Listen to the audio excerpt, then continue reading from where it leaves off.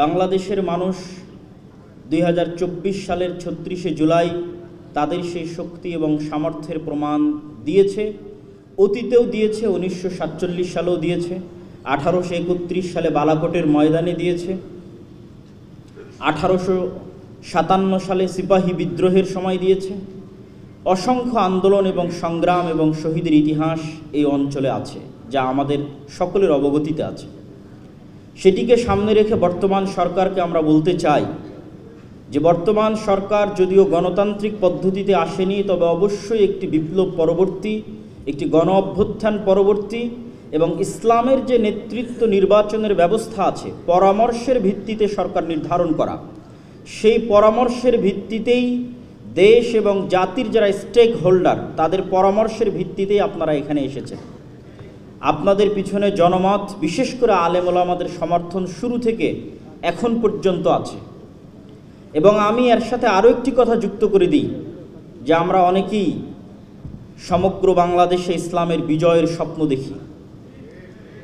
আমি অনেক সময় মনে করি, যদিও আমার এই কথাটি বাস্তবে প্রতিফলিত হবে না, তবুও হয়তো এরকম পর্যায়ে কথা বলার সুযোগ ভবিষ্যতে নাও আসতে পারে, সেহেতু এখানে বলেই নিই যে বর্তমান সরকার যেই পদ্ধতির উপর এসেছে পরামর্শের ভিত্তিতে, যোগ্য মানুষকে সবাই নিজ নিজ জায়গা থেকে চিন্তা করেছে আমার চেয়ে কে ভালো হবে, এবং তারাও হয়তো চেষ্টা করছে তাদের জায়গায় বিভিন্ন মন্ত্রণালয়ে কোনো প্রকার দল মত না দেখে যোগ্য ব্যক্তিদেরকে নিয়োগ দেওয়ার এই যে পদ্ধতি, পুনরায় গণতন্ত্রের দিকে ফিরে না গিয়ে এই পদ্ধতিকেই যদি কন্টিনিউ করা যায় তাহলে এটাই ইটসেলফ ইসলাম প্রতিষ্ঠার জন্য যথেষ্ট। নির্মাণ কাজেও আমি বেছে নেই CSRM TMT 500W, committed for better still.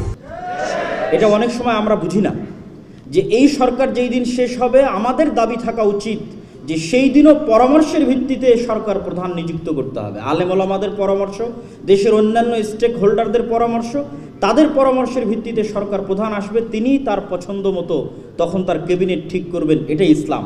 কিন্তু আমরাই যখন আবার ব্যাকফুটে গিয়ে বলতেছি নির্বাচনে অংশগ্রহণ করব, নির্বাচন দিব, সেক্ষেত্রে আমি আপনাদের একটি কথা স্মরণ করিয়ে দিতে চাই, যেহেতু গণতান্ত্রিক দেশ, নির্বাচন হবে, গণতন্ত্র আসবে, তবে আমার একটা পরামর্শ আমি আপনাদের বলে যেতে চাই, সেটি হচ্ছে যে 5ই আগস্টে আমাদের লক্ষ লক্ষ কোটি কোটি ভোটার রাস্তায় ছিল, কিন্তু সরকার গঠনের সময় আমাদের অবস্থানটা কোথায় ছিল? আমাদের অবস্থান কিন্তু শূন্যের কোঠায় ছিল। ডিসিশন মেকিংয়ের জায়গায় আমরা শূন্যের কোঠায় পৌঁছে গেছি। অথচ আন্দোলনে দেখবেন আপামর আম জনসাধারণ, ইসলামপন্থী, আলেম ওলামাকে ভালোবাসে, তাদের অংশগ্রহণই বেশি। এর সবচেয়ে বড় কারণটা হচ্ছে আমরা শক্তিশালী প্রতিষ্ঠান তৈরি করতে পারিনি।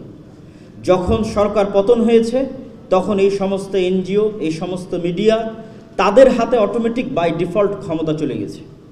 এই জন্য আমি উদাত্ত আহ্বান জানাবো, আজকে এখানে দেশের বড় বড় ইসলামী দলের নেতারা উপস্থিত আছেন, আপনারা যেমন নির্বাচন কেন্দ্রিক প্রস্তুতি নিচ্ছেন, আপনাদের দীর্ঘমেয়াদী মুসলমানদের শক্তিশালী প্রতিষ্ঠান, শক্তিশালী মিডিয়া, শক্তিশালী অর্থনৈতিক প্রতিষ্ঠান, এগুলো তৈরি করার জন্য আপনাদের চিন্তা চেতনা এবং পরিশ্রম করতে হবে, যেন আগামী 20 বছর, 25 বছর, 30 বছর যখনই আবারও এরকম প্রেক্ষাপট আসবে, তখন যেন স্টেক হোল্ডার ডিসিশন মেকিংয়ে শক্তিশালী প্রতিষ্ঠান থাকার কারণে ইসলামপন্থীরা সেই জায়গায় পৌঁছতে পারে।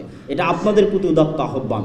আমি বর্তমান সরকারের প্রতি আহ্বান জানিয়ে বলতে চাই যে আল্লাহ সুবহানাহু তাআলার বিধান যেহেতু অপরিবর্তনীয় এবং যেহেতু এটি 90%-এরও অধিক মুসলমানের দেশ এবং মুসলমানেরা আপনারা দেখেছেন জুলাই বিপ্লবে রক্ত দেওয়া শিখেছে, তারা পার্শ্ববর্তী দেশ আমাদের যারা দাদাগিরি দেখাতো তাদের রক্তচক্ষুকে উপেক্ষা করে নিজের দেশের স্বাধীনতা ছিনিয়ে এনেছে। প্রয়োজন হলে তারা পাশ্চাত্য কর্তৃক, পাশ্চাত্য থেকে আমদানিকৃত এই নষ্ট ভ্রষ্ট সংস্কৃতিকে, এই নষ্ট ভ্রষ্ট নারী সংস্কারের প্রতিবেদনকে ডাস্টবিনে নিক্ষেপ করার জন্য শেষ রক্তবিন্দু পর্যন্ত দিতে বাধ্য থাকবে।